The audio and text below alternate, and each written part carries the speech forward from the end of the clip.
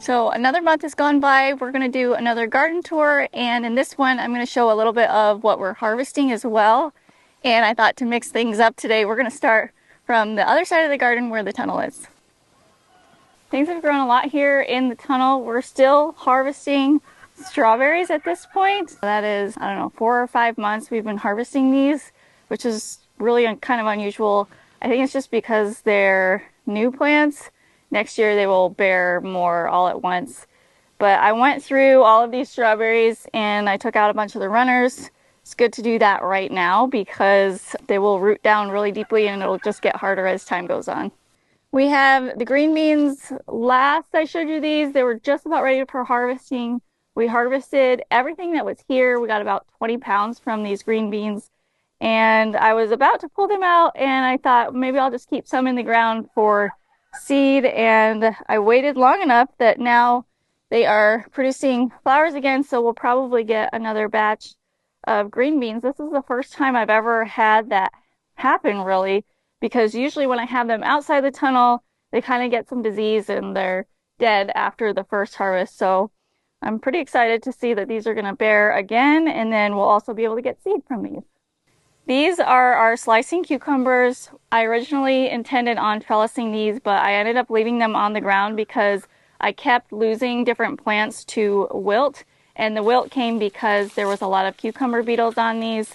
So I kept them on the ground. That allows them to reroot in different spots, and it gives them more of a backup. Last year when I grew cucumbers on the ground, we didn't lose any to cucumber beetles, even though there were some on there. So that's why I'm doing the same thing here. I was a little bit worried that having them up, I was going to lose this entire crop. So they're on the ground right now, and we're getting a good amount. I'm not selling these or anything. They're just for us. So if they're imperfect because they're on the ground, that's perfectly fine. The other thing that we have in here is ginger. This is looking a lot better than it was last month. It's getting a little bit more shade.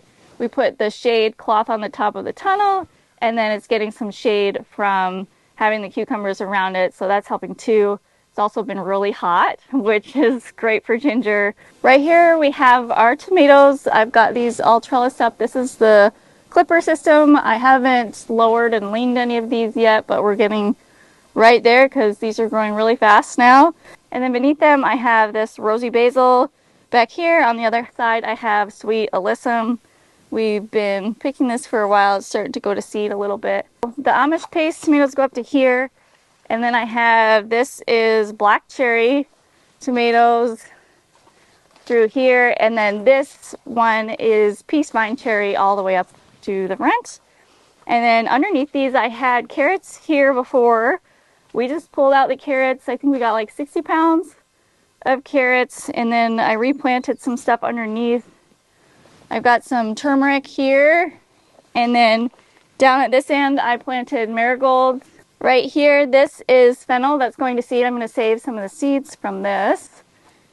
And then over on this side, underneath, I sowed some arugula down here. And then over here, I have a bunch of sweet peppers on this side, just mostly for snacking. I interplanted some marigolds here. And that's pretty much it. I've got my pumpkins coming all the way into the tunnel. I need to get these out. But they're taking over. This is honey patch squash. It's a lot bigger than it was last time. The kids have been going through probably every other day and getting squash bugs. I have seen a lot of good bugs here as well that are actually killing some of these squash bugs. I saw a dead squash bug right here at the top of one of these leaves, and I've never seen that before. So that means there's something getting the squash bugs as well, which is really good because then that means we have less work to take them off of these plants. So I'm going to show you some of these squash that we got down here that are forming. These are a really tiny butternut. They do not get very big at all. So probably a little bit bigger than this. And then that will be it, but they're so good and so sweet. And then we've got more forming over here and here. And I see some in there. This is the Long Island cheese pumpkins. You can tell pumpkins are a lot more vigorous than that squash over there. It's just like taking over. In the middle, I planted all of this dill, which is now going to seed.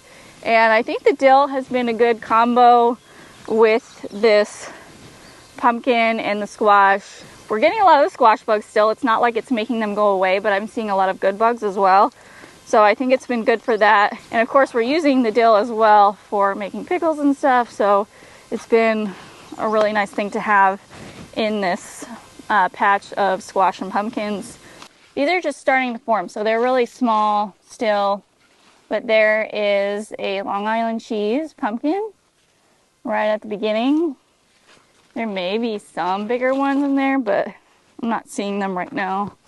Down on this end, this is all lemon squash, and we harvested this just yesterday, so I actually don't have a lot to show you here, but there are some little baby ones on these plants. But we always get a really good harvest from these. We don't have as much trouble with the squash bugs. The negative part about them is once they get past like this little baby stage, then the outside skin gets really hard and they're not as good to eat. But other than that, we really like them a lot. These are all those Beauregard sweet potatoes.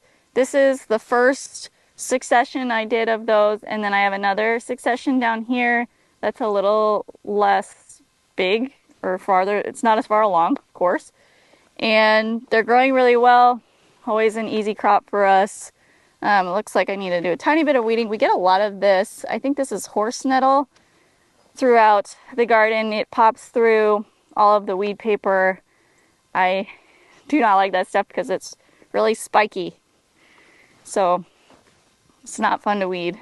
So over on this side, we've got all of our Roma tomatoes here. I just harvested these yesterday as well.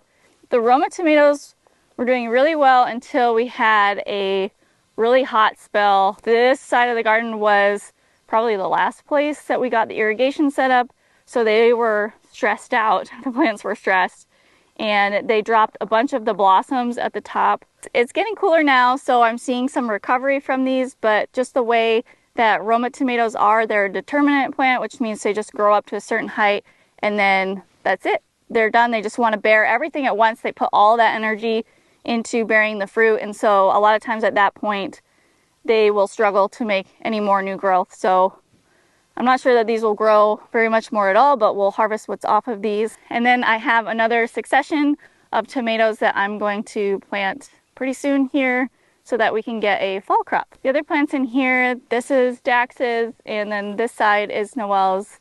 I'm thinking they'll probably want to show you guys again their garden, so we'll just move on to the rest of the garden. Previously, in the last garden tour, we had silage sharp here. We removed that, and underneath that we had a cover crop that we had crimped and tarped, one from over the winter. So we moved the residue from that, and I'll show you what we did with that right now. So I wanted to plant another cover crop in this area for the summer just to improve the soil, but I still had a lot of the residue of the first cover crop. And so I was trying to think about what to do with it, if I should just pile it in the aisles. But I had like an epiphany that I should just take all that straw and pile it onto my potatoes. And it has worked amazing. I need to do this every single year. I don't know why I never thought of that before. But instead of using hay, which has weed seeds, this cover crop, if you crimp and tarp at the right time, it doesn't have any weed seeds in it, and it's perfect for these potatoes. I literally took it straight from here and I just threw it on the potatoes, and they're like fully covered now with this cover crop, and then eventually it'll break down and go into the soil over there, and over here I can grow another cover crop. So I was super excited about that today. We've got all of the straw cleared off here, so we're gonna plant a cover crop of Sudan grass right now. I am also gonna plant some cowpeas in here, but I don't think I have enough right now. So I'm planting the Sudan grass, and then in a couple of days when the cowpeas arrive, I'm going to plant several rows of those in between the Sudan grass, because the Sudan grass grows pretty slow. So it'll be nice to have the cowpeas there because they can cover the ground really quickly and make sure no other weed seeds grow. Ideally, it'd be nice if I had my cowpeas right now, but I wasn't really thinking ahead on this. I am gonna wait like another week or so and plant some buckwheat. That is because the buckwheat matures really quickly and these things mature a little bit slower. So I'm trying to time it right so everything matures all at once. And then we'll mow these down and we'll plant probably one more cover crop in here for the fall. And I'll have my chickens go over this area in the wintertime. So the potatoes at this point have mostly died back.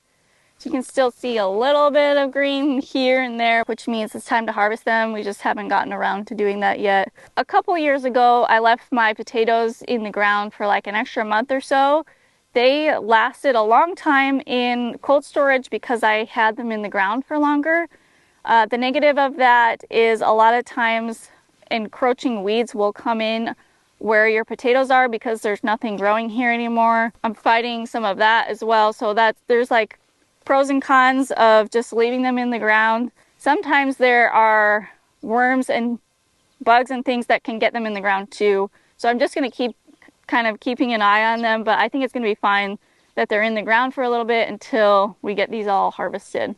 So let's move back to this tunnel and I'll show you that real quick. We have watermelon and then just regular melons. These regular melons are getting close to being ready. And then over here, the watermelons, we just harvested one yesterday. It had split open because we left the water on in here a little bit too long, but it was mature anyway and it was delicious. It was so good. That was really cool to be able to harvest one of these. I always get a little bit nervous about the watermelon and the melons just because we have so many bugs that love to just kill vining plants. I'm hoping they will last long enough that we get several more watermelons and lots of melons before they get killed off by bugs.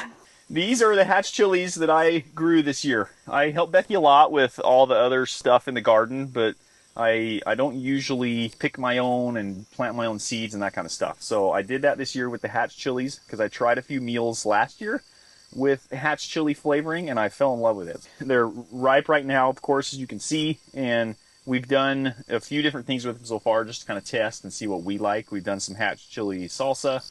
We've done some hatch chili smoked pork enchiladas, and then we freeze-dried some roasted chilies and we blended it into a powder so we can use it as like a rub, seasoning. You know, I'm still testing out how that's going to work in the end, but there's a ton that we are harvesting and roasting and things like that. The wheat has matured and we have been harvesting this.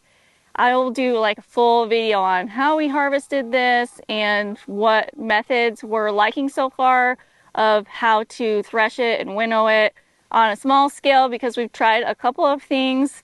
But as you can see here, the stalks are still here, so we're just harvesting the heads. We have harvested maybe 10 feet so far, and I have like a gallon-sized container inside, and we have about a half a gallon worth of wheat so far. I still need to kind of weigh it, but then we have another 80 feet or so of wheat to go, so we've got a lot of harvesting still to go. The kids, this is one of their favorite jobs to do, is not picking it so much, but they love threshing the wheat and winnowing it. They think it's so fun. So that has been good because it's a little bit time intensive because we're doing it on a small scale. I'll show you all that later on. Asparagus here. This hasn't changed since the last time. Here is sweet corn that I planted last time. We had a little bit of difficulty with this, getting this corn to transplant. It was a little bit hotter at the time I transplanted this than when we planted the other corn, so the other corn took a lot easier, and I felt like I had to really baby this corn a whole bunch. This row over here, this is actually, we planted this at the same time, and this corn is a lot smaller. The interesting thing about this is I had a cover crop of peas and oats here, and I flail mowed this. I did not kill it off before I transplanted these corns, and they did not seem to like it. So moral of the story here is to make sure the cover crop is good and dead before transplanting something into that. I think what was happening and what I was noticing from observation is when I transplanted specifically into this row, the soil was very dry. It was like the cover crop had its roots down deeper, and so it was sucking all of that moisture and it wasn't allowing any of these transplants to get any of the moisture. I think that's part of the reason why they did not take very well. So next time I will make sure that we kill the cover crop, wait probably at least 2 weeks, and then plant into that area before transplanting something because these are way behind the other batch. Behind this front section of corn, we decided to do another succession of corn. All of this corn I planted at the same time, but I did 2 different treatments with it. One batch, this batch up front, I mixed in some fertilizer into the soil before planting. And then this, you can see like the dip down. This batch back here, we did not mix in the fertilizer with the soil. So big difference in size and how they react. So that was a good experiment. So something really important to note, if you mix in fertilizers into the soil where you're transplanting something, not to just dump them there and leave them.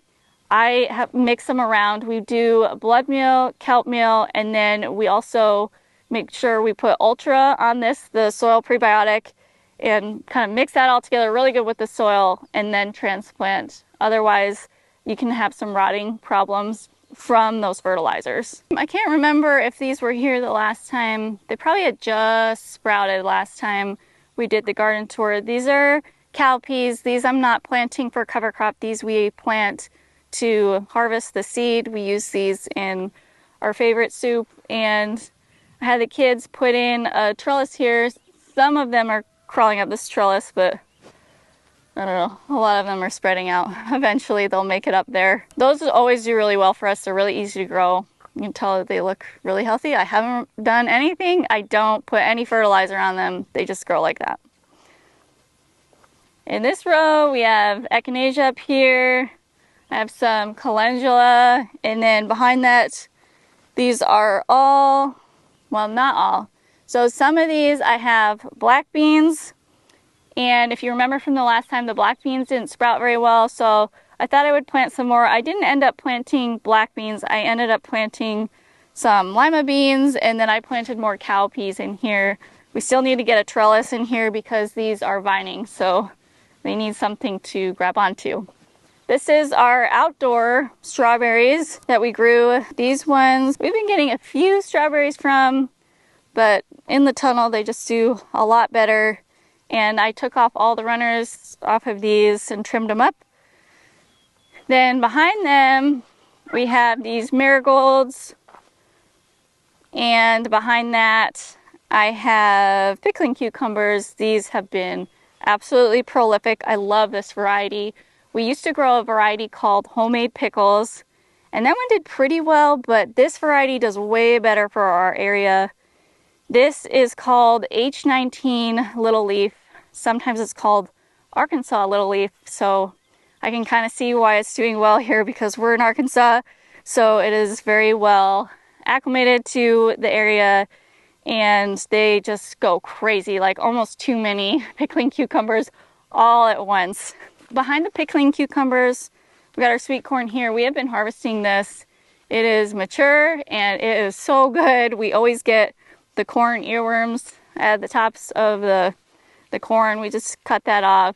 We feed the caterpillars to the chickens and then we eat the rest. But this is our favorite Who Gets Kissed sweet corn and it's just so good. So I'm glad we have another succession of this coming on because we have just been eating this. We haven't preserved any of it yet because we just love it. We just end up eating it for like breakfast, lunch, and dinner. These are all the dahlias that I planted from seed. They're just starting to flower. One of the things that I was planning on doing with these that I haven't done yet, I'm so late on this, but I was going to do some trellising with these so that they don't flop over. So hopefully we can get that in very soon here. And then up at the front of this row, we have some zinnias here. These are doing really well.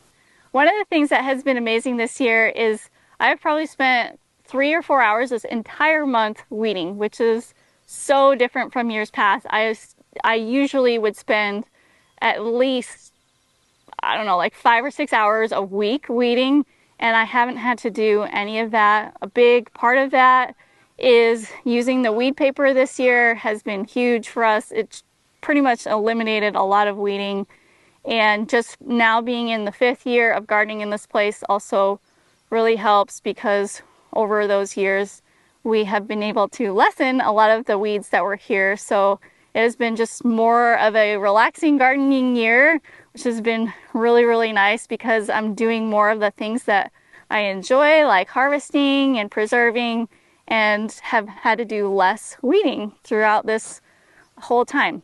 We've got our chives here, and then oregano here. You can actually see it now. It was so small before you couldn't really tell it was here, but I have that interplanted in between the chives all throughout here. And then up at the front I have rosemary here, and this I did not plant from seed. We just purchased this from the store. Rosemary is a little tougher to grow from seed, and I just figured it would be easier just to buy it for this year. So I'll show you back here. This is cilantro that is all going to seed. We can save some of these seeds for spice, but we also want to save some of these just for regrowing more cilantro. And then we have the Egyptian walking onions in the back. These do not like heat. Onions just really don't like heat at all. So they're not looking so good, but they'll bounce back once we get back into some cooler weather. We have our sorrel right here. This is going to seed. This is sage. It's growing really well. So we have lemon balm right here. This always takes over everything. But behind that, I have some lavender here. I just bought this from the store. It smells so good. That combination smells really good. Then parsley here. And behind that, I have more lemon balm. A couple weeds in here I need to grab. And behind that, I had another tray of oregano, and I just decided to go ahead and plant some more. And then finally behind that, I planted this thyme from seed and transplanted that. So that one's doing well too. These are, I think it's called Goldie Double sunflowers. They're really pretty, really great for cutting. So I'm excited to have some of these for inside the house. And then we have more zinnias here, and then cosmos right here. I didn't show this before, but in the back of this row, this is all amaranth. We just planted that for more for beauty in the garden than anything else. It's the middle of July, and we are really happy with how the garden has been performing this year. Especially, I feel like in years past, I have had so many struggles with bugs or disease, and in a big way, like they would overtake a crop or something like that. And this year, we're now in our 5th year in the spot. I feel like we're finally achieving more of a balance with everything here. I have all of the same pests that I normally have, but they're not taking over. There's not like an infestation or anything like that, which has been amazing. We have bad bugs here, but we also have good bugs to keep those in check. So it's been really nice to be able to not be freaking out about so much of that stuff. Some of that is just coming with a little bit more experience. This year, last year, I didn't have as much time as usual, and we've been really blessed because we just haven't had those same issues that we've had in years past. That wraps up our garden tour for July. Coming up, I have a lot of preserving things to show you that we have been working on. We've been doing so much preserving and cooking with all of that stuff from the garden.